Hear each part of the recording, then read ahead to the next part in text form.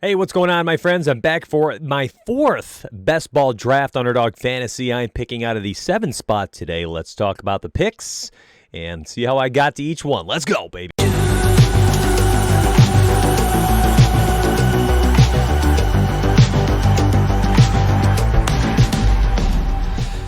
Today, picking out of the 1.07 for you purists out there. Interesting spot. Top 5, 6 running backs will be off the board. This is likely the area you see Travis Kelce get chosen. But today I decided I am going to do something a bit different. I'm not going to be taking a tight end or a quarterback until very late. So we have done 4 of these drafts. This is the 4th. And I'll be doing both quarterback and tight end late, no matter what. So while I won't have one of these top running backs here, and this is where you see Kelce always go, I'm just not doing it today. I'm going to be going off the beaten path here. I'm going to do something a little bit different. I'm going to be going wide receiver and running back constantly through the first probably 8 rounds and just see what happens. I've seen this happen a few other times, and each and every time I liked what ended up happening at the position with quarterbacks late and tight ends late, with just drafting 3 of them. So let's give it a shot. All right, so here we are. Jonathan Taylor did go at the 1.06. I thought maybe potentially he'd fall to me if Kelce went there. So wide receiver, I'm going right to Tyreek Hill. Massive upside. Don't even need to talk about this, why he's a good pick. Barring any health issues, we're looking at 14 to 1,600 yards and double-digit touchdowns. Let's go. So today I'm going to lean heavily on the free Underdog Fantasy ADP chart and targets and fades based on their best ball, their current best ball ADPs. So this is in the pinned comment section. All right, so I'm looking at the quick pick cheat sheets. I'm looking at the current risers, who's going to be in there. And a lot of this will also align with some of these ADP targets as well. And I just recently updated the Google Doc for the website for my rankings as well. And you'll see my running back rankings have changed drastically over the last month or so of doing these drafts simply because of where I'm seeing certain players go. Zeke, Cam, Aaron Jones, Nick Chubb, all 4 running backs just went 1.9 to 1.12. Turnaround coming right here, which means wide receivers are just all over the board still. Devontae Adams going still about a round too late, about 7 to 8 picks way too late. Goes early second most drafts. He would be right around here, 7th, 8th, 6th. If we had no Aaron Rodgers concerns. I'm drafting as if I am not concerned, which I am not too concerned there. Aaron Rodgers would be a great 10th round quarterback to get with Devontae Adams here in the second round as well. Basically going 0 RB to start off this draft as well if I go that route. So let's see what's left at the second running back position, and we'll go ahead and make our pick then. Okay, so here we are. Second pick coming back around to me, and we have a million running backs gone, and that is what you're used to seeing, Travis Kelce hidden in them. I am here making my second pick, and I'll show you quickly kind of who's on the clock in my 20 seconds. So running backs, Antonio Gibson, CEH, DeAndre Swift, J.K. Dobbins. I'm going to wait second, third round. I'm going to try to get Jacobs, Demont, Mike Davis, these types of guys. Wide receiver here, I'm going Devontae Adams. I'm not even going to get cute. I think the upside is just, we're talking 18 touchdowns. The guy led both PPR and standard scoring last season in just 14 games. I think he is there again, and I'm not concerned. I am just not concerned about Aaron Rodgers missing, so I'm going all in. Tyreek Hill, Devontae Adams, I could have locked up 1 to 2 touchdowns per week from these guys from 2 of my 4 hopefully starting wide receiver spots this year. That's right. You can go 3 wide receivers on Underdog with a flex, and wide receivers just the best upside each and every week for that 4th flex spot. And most of the champions of these leagues are teams that have 4 wide receivers. So 0 RB through 2 rounds. This is the ultra 0 RB strategy, and I'll gobble up as many of those running backs as I can, probably 3rd through 5th round here. And they're all going to be high upside type running backs, but super volatile. Definitely going to be a barren wasteland after that group. So I'm going to at least grab 2 to 3 over the next probably 3 or 4 picks. So this has been basically what you're come to expect when you're doing these drafts. I mean, you've got CEH going here at pick 21. You saw him go right here at pick 23. You've got DK Metcalf at 24. He's right in there. We have at 24.3. Calvin Ridley. Justin Jefferson went at pick 26, George Kittle went at pick 25. They're all right in here, right around their ADPs. Nothing is drastic thus far. Makes me think down here at pick 31, this is going to be the group of players I am going to be able to select between Miles Sanders, Allen Robinson, Amari Cooper, Chris Carson, these types of players. So Sanders off the board, DeAndre Swift off the board, running back starting to disappear quickly, but plenty that I want right here. Let me show you my draft board, and you can see who I am queued up for. J.K. Dobbins, I think, has massive upside this year. David Montgomery, I was okay with as well. We're going Dobbins, and I'm going for the ultra upside, right? I think Montgomery definitely has the volume and probably his safety without Gus Edwards behind him. You know, he's battling Damian Williams and Tariq Cohen in Chicago. So Josh Jacobs battles Kenyon Drake. I mean, there's some tough picks here this year. I think J.K. Dobbins a fine RB1 for me with plenty of upside, top 5 upside, truly, if he hits his potential in that offense. If this guy gets 220 carries this year, I mean, it's gonna be quite the pick there at 3.7. I'll be totally happy with it. And what do you know? Another analyst loves his draft picks, huh? Oh man, everything worked out perfectly. Again, I'm gonna sound like I'm just like fawning over my selections here, but I'm going to get Josh Jacobs, Sky Howard over 1,000 yards last year, or Mike Davis replacing Todd Gurley in Atlanta. I love Mike Davis this year. Josh Jacobs, though, at that ADP just seems like an absolute steal. So I'm going with Josh Jacobs over 1,000 yards. It's the volume. I know I'm just getting so much volume here. 300 touches, 260 his rookie year, 300 last year. I know that Kenyon Drake is there, but I just love the upside in Josh Jacobs. Let's take a look at my roster thus far. I'm feeling great about it. I have Tyreek Hill and Devontae Adams. I think the number 1 and number 2 wide receivers for the year I have right now on my same team. High upside RB1 potential in both Dobbins and Josh Jacobs.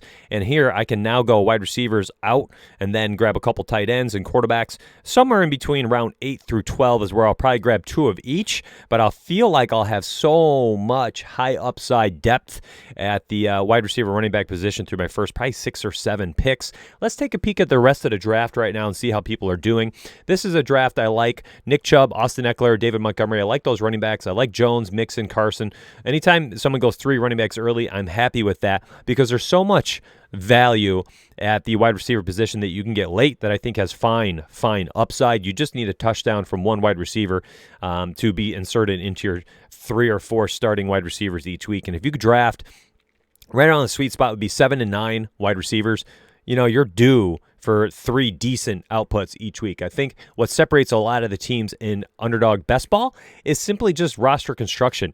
And if you're not worried about correlation, you're doing things wrong as well. So you're going to want a lot of correlation, team stacking. You want quarterbacks with wide receivers and tight ends. You can even grab running backs on the same team as those quarterbacks and just hope for a top 3 scoring offense where you're getting Aaron Jones, who scores 13 total touchdowns. Aaron Rodgers throws 48, you know, and you see Robert Tonyan catch 8 of them, and you see Devontae Adams catch 18. Like, that's an offensive stack. You could have drafted all 4 of those guys last year and just gobbled up so many weekly touchdowns from a team that was scoring 34 points per week. You could do that in Best Ball. And in fact, if you're trying to play the Best Ball Mania, which is this, the $25 draft, you have to beat 155,000 teams. You have to have correlation to beat out those teams. Here we go. Here's my pick coming up. All right, so my choice here was between Odell Beckham and Deontay Johnson. I'm going with the younger Baker Mayfield's arm over the waning strength of Big Ben there.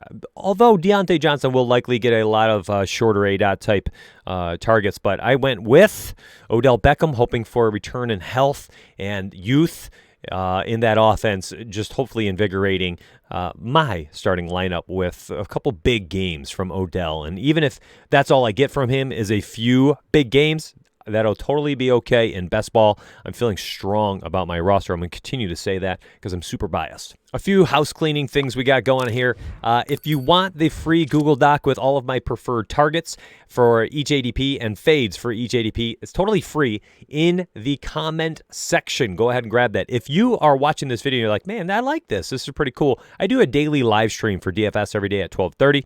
I do almost daily videos for Best Ball, Fantasy Football, and DFS. Tons of strategy on my video on demand here on YouTube. Just hit the subscribe button. The engagement is really cool for me, so if you can hit the like button or drop a comment down below and tell me what your favorite Best Ball stack is this year to win a 155,000 person tournament, please do that for me. It's a big way to support free content from a free content provider. And I hope you turn the notification bell on, all that stuff I'm supposed to say. I'm not used to saying it. If you do want to check out my draft kit, it's the first link in my description section. Go ahead and click that. And if you want to check out my DFS content, use promo code STREAM. Take $5 off your first month. Provide content, projections, tools, cores, everything for every single sport. So got a lot of stuff down there. It's all below, description section, comment section. Give it a look. Take 60 seconds of your time. And if I'm someone who you want to check out, and my companies that I run are things that you want to try to try out in a different way, please just shoot me a DM on Twitter at DFSnDonuts. I'll be there to help you out. All right, so I took Tyler Boyd at the 6.06 spot, and it's because I'm going to try to get Joe Burrow here in the 8th or 9th round as my stack. Now, here's the deal. Tyler Boyd previously had two 1,000-yard years in 2018, 2019. Did not get there last year. Jamar Chase has been added. The concern is Tyler Boyd gets phased out. This team ran more wide receiver three wide receiver sets than any other team in the NFL during Joe Burrow's 10 starts. Joe Burrow also threw the ball 46 times per game, the most in the NFL during Joe Burrow's 10 starts. Jamar Chase being there is a positive for Tyler Boyd. I think, if anything, takes pressure off both Higgins and Tyler Boyd, neither whom I think are wide receiver one, alpha wide receivers. Jamar Chase is, and I think he draws attention. I think things open up underneath for Tyler Boyd. I think an increase in targets potentially is there. I think if anybody loses out this year, it might be T. Higgins. I'll take Tyler Boyd as the lowest wide receiver ADP on this offense. I can get Joe Burrow later as ADP 94.8 on Underdog Fantasy. Use promo code DONUTS if you want a free draft kit. That's right. You use my promo code over there at Underdog Fantasy, and not only do they match you $25 into your account, but you get a free draft kit from me, which includes a free month of sports betting, a free $10 off to my DFS site, and the free draft kit, $20 off to DraftSharks.com, another fantasy football site. So you do the promo code on Underdog, and you get a bunch of free stuff and promos all over the industry. So give it a look, and I hope you try it out. All right, so I'm taking Joe Burrow here. I want to complete the stack. I'm a little concerned. I want to get him coming back around to me. So Joe Burrow was my pick, probably a round earlier than I wanted, but that's all right. You got to be able to pivot quickly. What this allows me to do is I have a little bit of a Cincinnati stack. I still have my wide receivers and running backs for my starting positions, and then from here I'm going to grab probably a tight end and another quarterback in my next two picks. The issue there at the 7th pick is that if I had chosen tight end, I feel like the value just isn't worth it. I was choosing between guys like Dallas Goedert, Noah Fant, Tyler Higbee, whatever. They're all basically same floor ceiling combination, same range of outcomes, same probability of hitting those outcomes. So I'm okay with all of these tight ends, basically all the way down to probably Anthony Fursker, and they're all basically the same for me in that kind of range. So I went with the more sure thing in Joe Burrow, and then I'll wrap back around, try to take two tight ends here, or a quarterback and a tight end over the next couple picks, and feel pretty good about this. So let's see how this ends up. Trey Sermon you saw there at the beginning of round 6, he's kind of going in that area. I'm not a big Trey Sermon believer. I think the talent is there, but that offense, man, it's always just somebody else stepping up the running back position. I think it's going to be an influx of RB1 type upside at the position in San Francisco, but a rotating performance of whom it's going to be each and every week. So Trey Sermon, talent is there, but man, is opportunity going to be there? I don't know. I'm just not there. I'd rather take some of these even wide receivers you see going in the 7th, 8th round right now. Give me Michael Gallup, a guy who had 800 yards, 5 touchdowns last year, 56 receptions, 1,000 yards the year before that. Dak Prescott, the QB1 through first 4 weeks last year. Michael Gallup going in the 8th round, the beginning of the 8th round. He could absolutely outscore a guy like Trey Sermon. Now, I understand that position scarcity and opportunity cost is going to drive that a little bit differently, but just investing in a guy like Trey Sermon, you still got James Robinson back here, Javonte Williams. I'll even take Raheem Mostert before I take Trey Sermon because I think the touchdown equity in Mostert is much higher. So that's a pick I'm not very fond of right now. I'm going to start talking about a few of these other decisions as we're going through this draft. I have a nice pick here. I'm not entirely sure what I wanted to do, so I figured I would go and try to start getting some of these running backs that I'm also going to need and come back around because no one's taking tight ends, so it looks like I'm going to be able to get them later. I'm going Michael Carter out there in New York. Although I think this is running back by committee, I think he is going to be on the heavy-handed side. Melvin Gordon was the other guy I was choosing between, and he went right after me right there. So not bad. I'm hoping to get guys like Gus Edwards, maybe next round or 2 rounds later. I really am just, you got to stay water here as this draft is going. If there's a big run on tight ends, I'll have missed it. I could potentially start it, I suppose. And here it comes. I might have missed it. Tyler Higbee, Dallas Goedert. In which case, you got to kick the can down the road. Don't take the back end of all of these tight ends and, because you feel like, oh, no, I got to get the 13th tight end before I end up with the 16th ranked tight end. No. I want the upside of guys like Zach Moss, Gus Edwards, Kenyon Drake, David Johnson, Nyheim Hines, those types of running backs before I care about, getting Mike Gesicki. You can replace those guys. They're replaceable with, 3 tight ends at the end of the draft. Jared Cook in about 5 rounds I can get, whom I think has the same upside as Mike Gesicki and some of these Irv Smith Jr. picks. Noah Fant.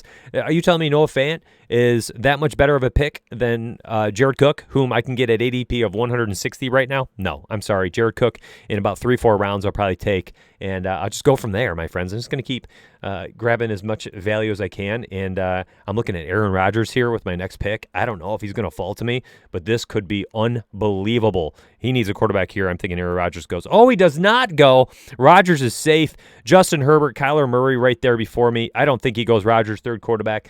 Gives me Aaron Rodgers here. Guy who threw 48 touchdowns last year. I am willing to invest into Aaron Rodgers in the 9th. I now have Joe Burrow, Tyler Boyd if it does not work out. I got Devontae Adams with Aaron Rodgers if it does work out. I feel so good about this pick right now.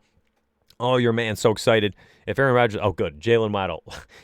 Give me Aaron freaking Rodgers, man. Let's go. I know everyone's afraid. I just got a guy who, let's be honest, Aaron Rodgers, if there was no concern over contract, where he's going to play, he would be getting drafted probably right behind Dak this year. You're probably looking at Mahomes, Josh Allen, Dak Prescott, Lamar Jackson, Aaron Rodgers. He's going to be right around that Lamar Jackson, Kyler Murray range, maybe right in between them. And I am happy as can be getting Aaron Rodgers way down there. I've got 2 different quarterback, 2 wide receiver stacks each and every week. One of them should probably pop off, and hopefully Rodgers shows up this year. And oh my goodness, this might be one of my favorite teams I have drafted thus far. Current roster is as follows. I have Joe Burrow and Aaron Rodgers quarterbacks. Make sure you pay attention to bye weeks as usual. Now, running backs, Dobbins, Jacobs, Carter, and wide receivers, Hill, Adams, Odell, Boyd. Still do not have tight end. Again, I'm hoping to get Jared Cook later. So let's take a peek and see what we've got coming around to us here in round 10.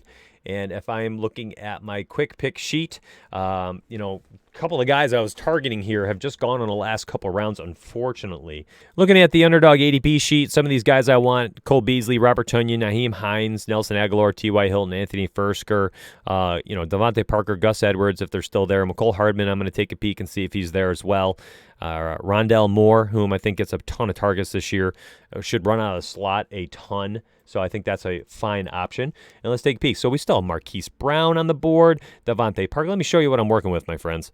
Let me show you what I'm working with. And let's not forget, I don't want to forget about some of these guys. Here he is. He's way down here. Jared Cook, 164. Let's not forget about him. We definitely want to make sure we can try to get him. He's not going before all these guys, and if he does, I can still take them. I'm okay if I end up with like a Gronk, Jared Cook, Gerald Everett in rounds like 13 through 16. I have to take 3 of them. So what, man? I feel fine. I love some of this value here at wide receiver that's still there. Gus Edwards, I'm taking 1,000% if he's there. Kenyon Drake, I'll take if he's there. Gus Edwards just went, so maybe Kenyon Drake falls to me. Let's find out. David Johnson after that. McCole Hardman, Devontae Parker. Cole Beasley's still sitting there. Not a bad option. A lot of wide receivers. This is why people wait for wide receivers this year. You could gobble up those wide receivers like rounds 5 through 12, and you have so many. Kenyon Drake, I'm there. Oh, yeah, man. So the only issue with this one is that I already have Josh Jacobs. Let me think about this. I don't want both of them. I don't want to lock up a backfield in best ball. I'd rather have...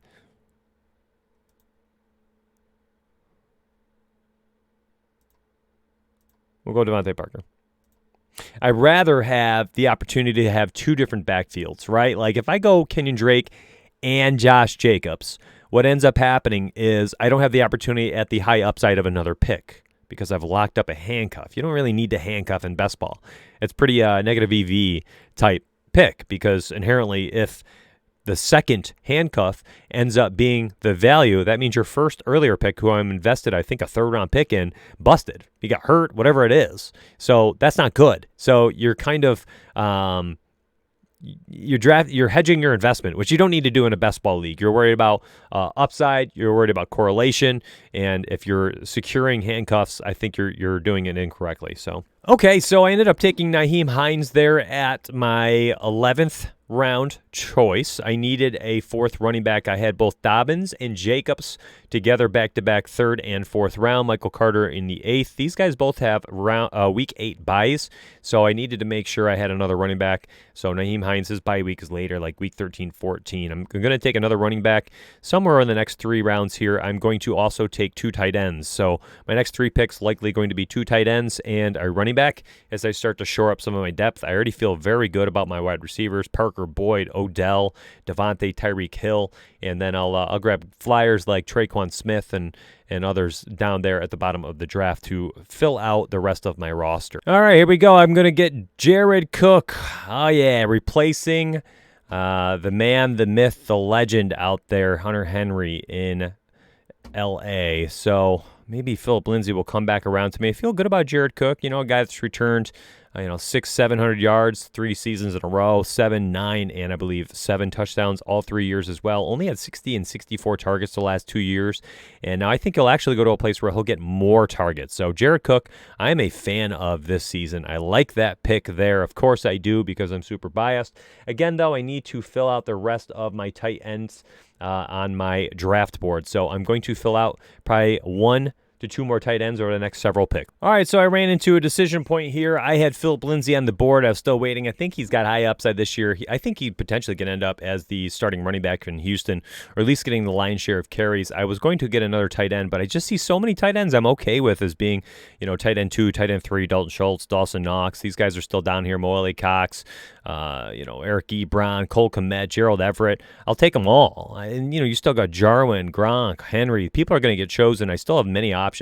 Phillip Lindsey is a guy who we've seen run over 1,000 yards back-to-back years before last season. He's still just 28 years old, 27 years old, I think turns 28 during the season. A fine option for a team that I think will run the ball a ton, and even if they throw the ball, he'll be someone who can catch some passes out of the backfield. David Johnson is not the answer out there in Houston, so I think that we have Phillip Lindsey with, RB2 type upside, and again, he's my 5th running back this year, so he'll be after Dobbins, Jacobs, Carter, Hines, Lindsey. I need a touchdown or 2 along the way to insert himself in there as like my flex play for the week or the RB2 for the week. So I like the upside. I feel much better about my team because I was able to get Phillip Lindsey. At least name value alone makes me feel better.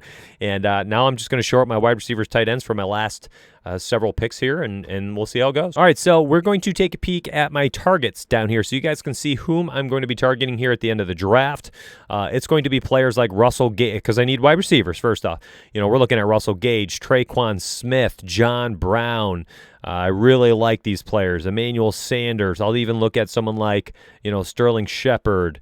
Who else do we have down here? Brashad Perriman, Jamal Williams, Devin Singletary. I don't think they're still on the board. Rondell Moore, I don't think so. So those names kind of going to be the area I'm going to be targeting and hoping that just someone hits, right? I mean, I can always shore up my quarterback spots later in drafts if I take someone like Josh Allen first, go Big Ben, late, Ryan Fitzpatrick late. Those types of players, but I don't need to because I was able to draft Aaron Rodgers and Joe Burrow in my draft this year, so I feel fine. I feel fine about my quarterbacks. So now I just need wide receivers, tight ends, and we'll see how I can finish this out. I'm looking at hopefully Traequon Smith as my very next pick. I think there's plenty of upside as the starting wide receiver 2 in New Orleans, and I'm going to get him. Beautiful. I get Traequon Smith there. And this guy was he's going to be the number 2 option this year, entering, I think, his 4th year as a pro. Had increased targets, receptions, yards, touchdowns last year. Only thing that was down from 5 to 4. Is he a phenomenal choice? No, but that's kind of why I'm getting him at the ADP I'm getting him at. should be a wide receiver 2 out there for the Saints, who also have no Emmanuel Sanders or Jared Cook this year. So is Traequon Smith aligned for an increase in targets? I think so, and I hope so. All right, so back-to-back there in rounds 15 and 16, I grabbed Cole Kmet and Dalton Schultz. Guy had 60-something receptions, over 600 yards last year. Dak Prescott is back. Blake Jarwin likely going to be the starter in Dallas to start the season, but Dalton Schultz has plenty of upside. If he ends up getting the lion's share of the pass-catching targets and Blake Jarwin ends up being the de facto run-blocking tight end, I think Schultz is one of those guys who could return top 10 tight end value this year, and I just drafted him outside the top 20 tight ends. And listen, we are a couple touchdowns away from Schultz being able to return that type of value, and I think they're in an offense that is ascending and likely turning a little bit more pass-heavy this year like they were to start off the season last year with Dak Prescott. Final 2 rounds, I'm going to be grabbing best value available. Currently, this is my roster. Let me show you. I have at quarterback Burrow and Rodgers, Dobbins, Jacobs, Michael Carter, Nyheim Hines, Phillip Lindsey at running back. I feel really good. I don't know if I need anybody else there. At wide receiver, Hill, Adams, Beckham, Boyd, Parker, and Traequon. I want at least one more wide receiver, and if not 2 more, because I always want to at least try to get 4 wide receivers weekly. I only need 2 of these 5 to show up at running back for my roster construction. So likely going 2 wide receivers here, but I will ultimately go just best value available. So let's see what ends up. All right, my next pick, I'm going MVS out of Green Bay because I have the opportunity here to grab yet again another wide receiver option for my Rodgers, Adams, and now MVS Packer stacks. And listen, if Rodgers goes off for 4 touchdowns one week and we get Devontae Adams scoring 2 touchdowns and MVS catches 1, I likely get MVS and Adams both in my starting lineup, and I get Aaron Rodgers going absolutely bonkers as my starting quarterback. So again, I did 2 different team stacks this draft with both the Packers and the Bengals. Bengals stack was very small, though. It was just Joe Burrows and Tyler Boyd, although the Packer stack ended up being 3 people. And I might even go back here and get Alan Lazard here in the 18th to just kind of shore that up and hope that, listen, he throws 4 touchdowns, I likely get 2 of those wide receivers scoring for me. All right, so I had mentioned this earlier that I'm not a big fan of tying up backfields, and then I went ahead and did it with Tevin Coleman. But the issue here with me is I think there's actually a chance here that Tevin Coleman opens the season as a starter. Listen, it's not the best idea to handcuff your running back selections. You're already saying you don't think there's any more upside of getting another guy who could potentially end up as another starting running back this year like Jeffrey Wilson in San Francisco. It's a very good pick in the 18th round. But Tevin Coleman, if he opens up the season as starter, 15 touches or so for 3-4 weeks before Michael Carter takes over, okay, I'll be happy with it. 18th round, oh well. There we go. So I hope you all enjoyed this video. If you did, hit that like button, sub for more videos. Daily live streams, 12:30 p.m. Eastern for DFS and fantasy football. I'll be doing best ball videos all summer. This is the 4th one in the Best Ball Mania. I'll have hundreds and I'll probably have 100-something lineups in this thing. And if they open that $5 thing again, I'll max that out. So catch these videos. I hope they help you kind of see how people are playing these out. And I will see you on the inside, my friends. Thanks again.